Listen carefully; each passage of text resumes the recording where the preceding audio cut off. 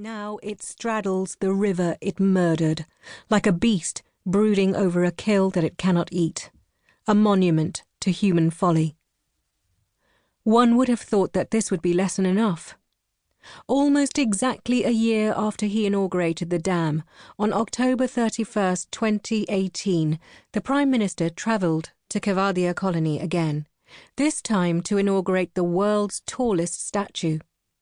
The Statue of Unity is a 182-metre-tall bronze likeness of Sardar Vallabhbhai Patel, a popularly revered freedom fighter, and India's first Deputy Prime Minister, after whom the Sardar Sarovar Dam was named. Sardar Patel was, by all accounts, a man who lived simply. But there's nothing simple about the $430 million statue that has been built in his memory. It towers out of a 12-square-kilometre artificial lake and is made of 200,000 cubic tons of cement concrete and 25,000 tons of reinforced steel, all of it plated with 1,700 tons of bronze. Indian expertise proved unequal to a task on such a scale, so the statue was forged in a Chinese foundry and erected by Chinese workers under Chinese supervision. So much for nationalism.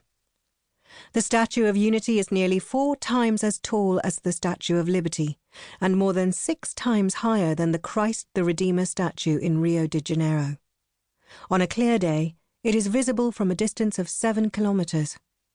The whole of the village of Koti, had it still existed, could have been accommodated in its big toe. Koti's former residents and their comrades in arms are probably meant to feel like dirt in the statue's toenails, as are the writers who write about them. 400 kilometres south of the Statue of Unity, on Altamount Road in the city of Bombay, home to the largest slums in Asia, is modern India's other great monument, Antia, the most expensive private home ever built. It has 27 floors, 3 helipads, 9 lifts, hanging gardens, and 6 floors of private parking. It's home to Mukesh Ambani, India's richest man and the CEO of India's richest corporation, Reliance Industries Limited, RIL, with a market capitalization of $47 billion. Mukesh Ambani's personal wealth is estimated to be $20 billion. His global business interests include petrochemicals, oil, natural gas, fresh food retail, and a TV consortium that runs 27 news channels in almost every regional language. Reliance Jio Infocom Limited is the largest telecommunications network in India, with a subscriber base of 250 million people. Geo Institute, a state-of-the-art private university that Reliance plans to start but does not actually exist yet, has already made it to the government's list of the 6 institutions of eminence. Such is the craven desire to please Mukesh Ambani, the real ruler of India. In December 2018, all of Bollywood's A-list superstars danced like chorus extras at his daughter's $100 million wedding. Beyoncé performed.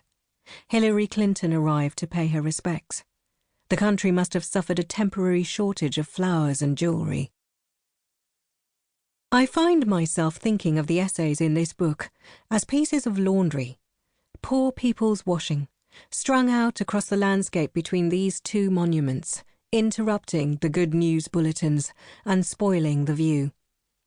They were written over a period of 20 years, during which India was changing faster than ever before.